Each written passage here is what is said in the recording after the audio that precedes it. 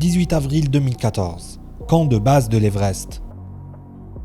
Tôt le matin, une grande équipe de Sherpas s'est aventurée à travers la cascade de glace de Khonbu, transportant l'équipement nécessaire vers d'autres camps. Cependant, vers 6h45, une tragédie s'est produite. Elle a ébranlé non seulement toute la communauté des alpinistes, mais aussi le monde entier. Le 22 avril, les Sherpas ont annoncé que la saison 2014 de l'Everest était terminée. Ils ne travailleraient pas sur l'Everest par respect pour les victimes. Ils ont décidé d'arrêter l'ascension cette année pour honorer leurs frères disparus. Bien qu'ils aient été pressés par les agences de continuer la saison, car elles ne voulaient pas rembourser les sommes importantes versées par leurs clients. Bienvenue sur la chaîne de documentaires intéressants, où je vais vous parler aujourd'hui de la tragédie de l'Everest en 2014, au cours de laquelle pas moins de 16 personnes ont perdu la vie.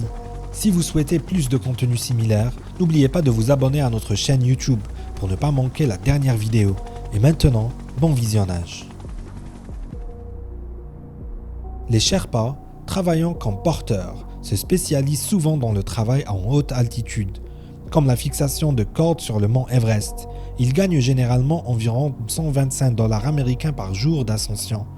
La plupart d'entre eux sont issus de familles d'alpinistes, ayant grandi avec des exemples de la façon dont ils peuvent gagner de l'argent en grimpant.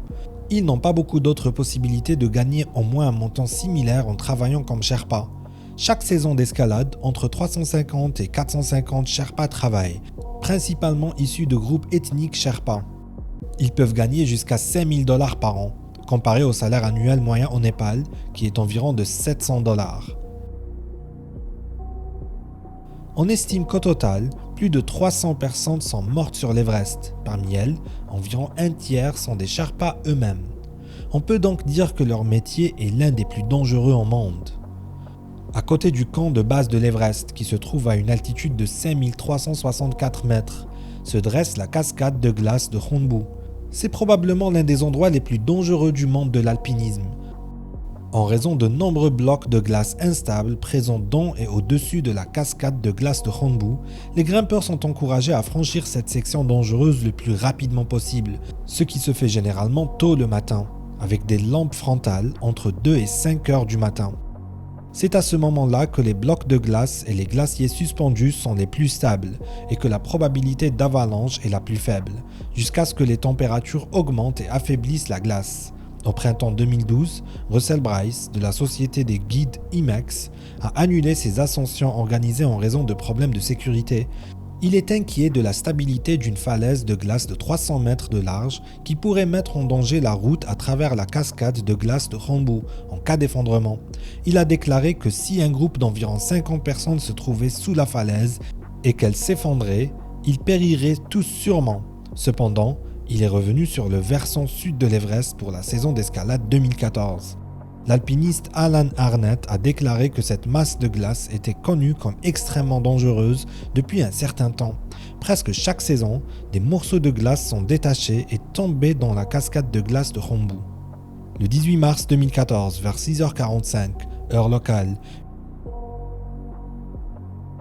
une avalanche de glace s'est produite sur le versant sud du mont Everest, à une altitude d'environ 5800 mètres. 25 camps, principalement des Sherpas, ont été ensevelis sous l'avalanche. Ce groupe fixait des cordes et préparait la voie du col sud pour les alpinistes pour la saison d'escalade à venir.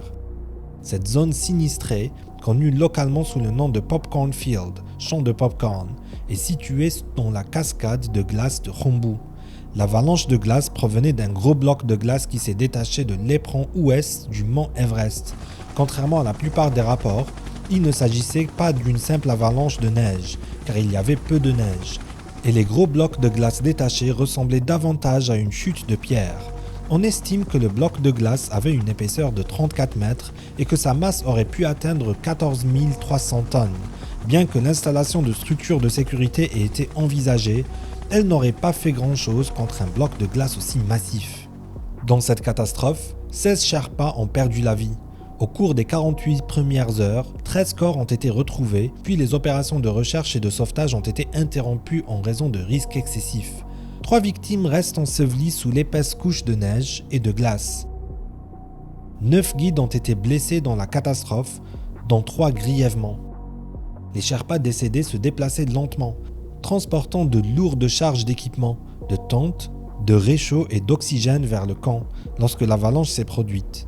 Les Sherpas étaient partis tôt le matin, mais avaient été retardés en raison de mauvaises conditions d'escalade. Au total, l'équipe de recherche et de sauvetage était composée de 9 Sherpas et de 3 étrangers. La catastrophe de 2014 est la deuxième la plus meurtrière de l'histoire de l'Everest, dépassée seulement par les avalanches causées par le tremblement de terre de magnitude 7,8 qui a frappé le versant sud de la montagne le 25 avril 2015. Cette tragédie de 2014, comme toutes les catastrophes précédentes de l'Everest, n'a pas dissuadé les grimpeurs qui affluent du monde entier pour gravir l'Everest, et n'a pas non plus empêché les Sherpas de choisir ce moyen de subsistance très dangereux. Cela signifie sans équivoque que la mort fera toujours partie de la plus haute montagne de la Terre. Après la catastrophe de 2014, des discussions ont eu lieu concernant les conditions de travail et d'indemnisation des familles de Sherpas blessés ou décédés. La majorité des familles des Sherpas décédés dépendent d'organisations caritatives d'alpinistes occidentales. Ces familles se retrouvent privées de leur unique source de revenus. Il devient extrêmement difficile pour elles de survivre. Les épouses et les enfants sont laissés seuls. À la mort d'un Sherpa, une indemnisation d'1,5 million de roupies népalaises est généralement versée, ce qui est équivalent à environ 10 000 €. En 2014, une manifestation a eu lieu au camp de base de l'Everest, au cours de laquelle plusieurs revendications ont été soulevées, celles-ci comportant l'augmentation des prestations d'assurance et la création d'un fonds d'aide. Cependant, toutes les revendications n'ont pas été satisfaites. Le montant de l'indemnisation a été légèrement augmenté. Les hélicoptères sont désormais autorisés à transporter des fournitures vers les camps supérieurs, réduisant ainsi le nombre de voyages que les Sherpas effectuent à travers la dangereuse cascade de glace de Khumbu. Les entreprises népalaises ont remplacé certains opérateurs étrangers, augmentant ainsi les salaires et améliorant les conditions de travail des Sherpas. Mais même ces changements sont trop minimes pour assurer le bien-être des Sherpas. C'est l'histoire de la saison de 2014 de l'Everest, tragiquement interrompue. Si vous souhaitez d'autres vidéos similaires, n'oubliez pas de vous abonner à notre chaîne YouTube et de laisser le mot-clé « VEU » dans la sélection de commentaires. Maintenant, à bientôt pour la prochaine vidéo documentaire intéressant.